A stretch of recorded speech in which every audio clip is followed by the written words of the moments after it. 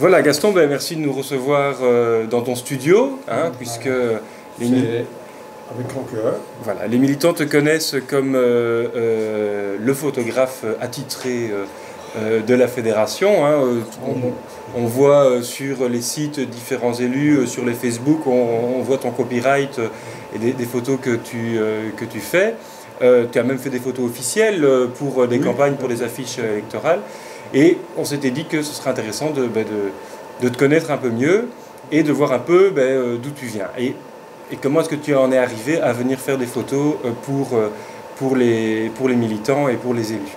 Alors, pour commencer, je vais te poser une question assez simple pour voir d'où tu viens. Où est-ce que tu es né? Quand? Que faisait papa, maman? Est-ce que tu avais des frères et sœurs? Voilà. Donc, je suis issu d'une famille de 5 enfants. Une maman malade, asthmatique, qui était sur les listes du Parti Socialiste à Vernissart, quand même. Un papa ouvrier, mineur, diplômé, donc médaille d'argent, médaille d'or, diplômé du Salon des Inventeurs, donc quelqu'un qui s'y connaissait bien, qui m'a appris comment fonctionnait un appareil photo dès l'âge de 12 ans. Donc ça fait déjà longtemps, puisque j'en ai 61 maintenant. Et alors, il était militant, il était receveur à la FGTB. J'ai baigné depuis ma tendre enfance dans le socialisme, parce que ma grand-mère, chez qui j'avais été en partie, était socialiste, mon oncle était socialiste. Donc on est toute une grande famille de socialistes. Donc, on ne peut pas faire autrement que d'adhérer à quelque chose. Puis j'ai épousé une femme qui est socialiste, qui vient d'une famille socialiste également.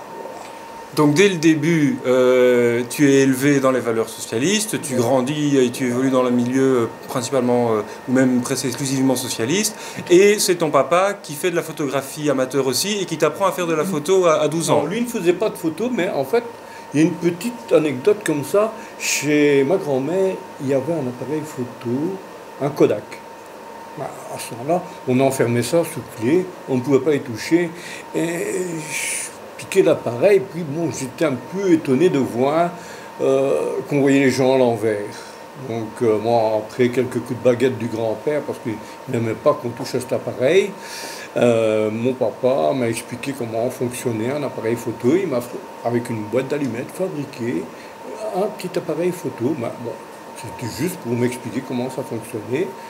Et puis un jour, on m'a donné quand même ce Kodak et on a décidé que j'étais le photographe officiel de la famille sans film. Je n'avais pas les moyens d'acheter un film à ce moment-là. Et voilà, de là, c'est parti. Bien sûr, l'enfance, j'ai fait des photos de famille, mais sans film. Hein, donc, je n'ai pas de souvenir de tout ça, simplement dans mon esprit. Et plus tard, il y a eu la période de la transition, l'armée, puis là, j'oublie un peu alors, la photo. avant d'aller vers l'armée, donc tu grandis à Vernissart? Oui, tout à fait. Toute ma jeunesse ici à Vernissart, des anecdotes qu'on ne peut pas raconter. Si on va voir sur Facebook, il vaut mieux pas en parler. Je suis un garçon assez turbulent, plus calme maintenant. Je suis rassuré. Mais toute ma jeunesse à Vernissart et environ, mais bon, principalement à Vernissart. Et garçon blanc et bon élève ou? Dissipé. Mais je vais faire référence à quelqu'un que tu connais bien, c'est M. Bernard Détrain. Lors des conseils communaux, puisque j'ai travaillé pour Alain Brunard, donc le papa de Brunard qui est échevin à Péroué, qui lui était journaliste pour le peuple, hein, journal socialiste bien connu, et on allait faire le conseil communal, et Bernard Détrain me disait toujours, t'as pas besoin de feuilles pour noter, toi. Tu retiens tout dans ta tête, parce que, bon, mais j'avais pas besoin d'écrire comme certains faisaient à ce moment-là.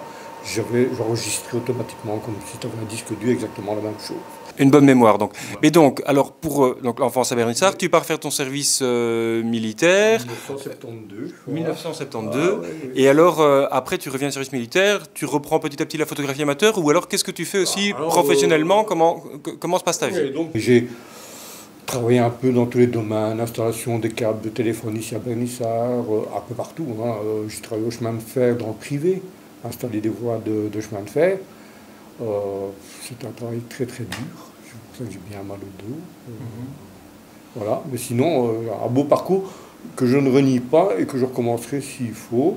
Mais pendant tout ce temps-là, j'ai continué à faire de la photo, bien sûr, pas avec le matériel qu'on a actuellement, mais j'avais quelqu'un qui développait en noir et blanc et qui, par hasard, lors d'une rencontre, m'a montré comment développer. J'ai mis les mains dans les bains de développement et j'ai appris à développer tout seul.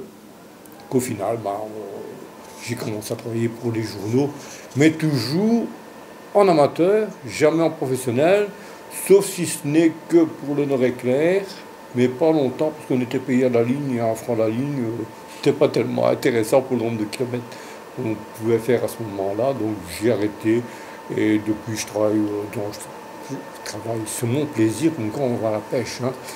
On fait ce qu'on veut, quoi.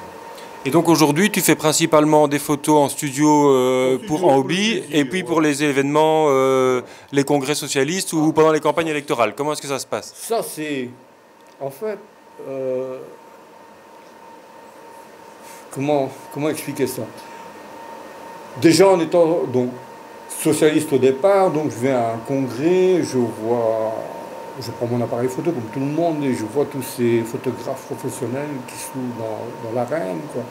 Je me dis tiens, moi j'ai du culot, j'y vais. Alors j'y vais, personne ne me dit rien, déjà c'est déjà pas mal, donc je fais ces quelques photos.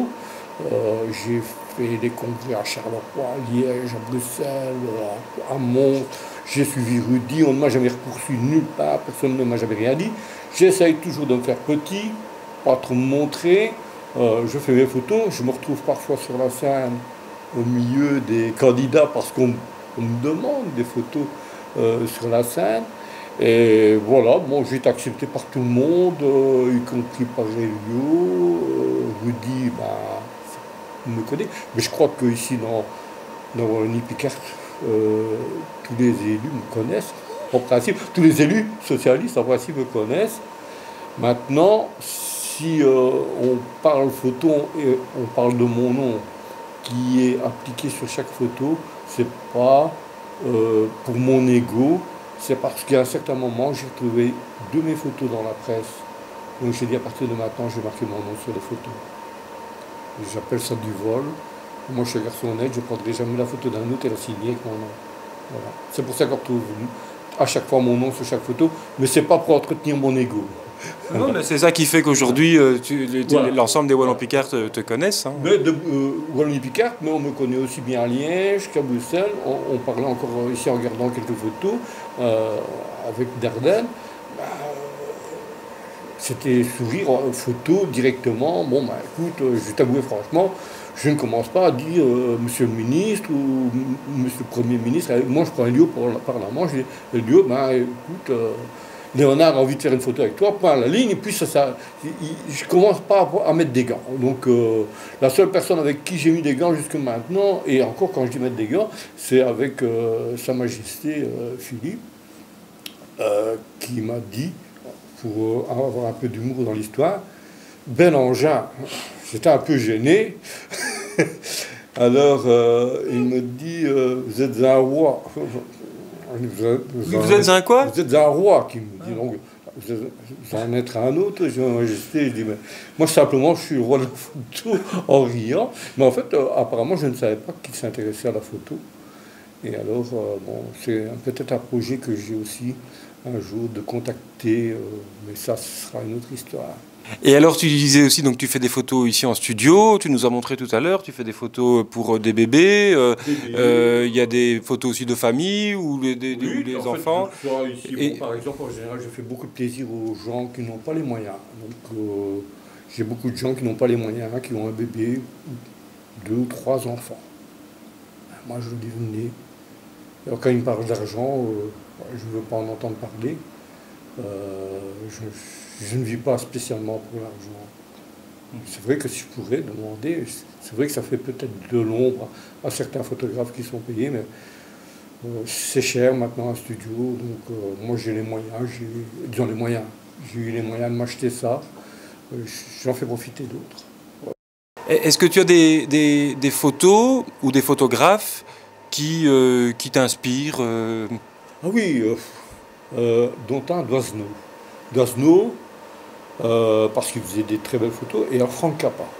Franck Cappa, qui a fait des belles photos de guerre. Donc, en fait, moi, je suis un peu comme ce personnage aventureux. Donc, il a débarqué en Normandie avec son appareil photo, et il a tiré 3 photos, il a monté sur un bateau, il est sûrement revenu par après. Donc, c'est quelque chose, il faut avoir du courage pour être photographe de guerre. Alors je vais te poser la dernière question.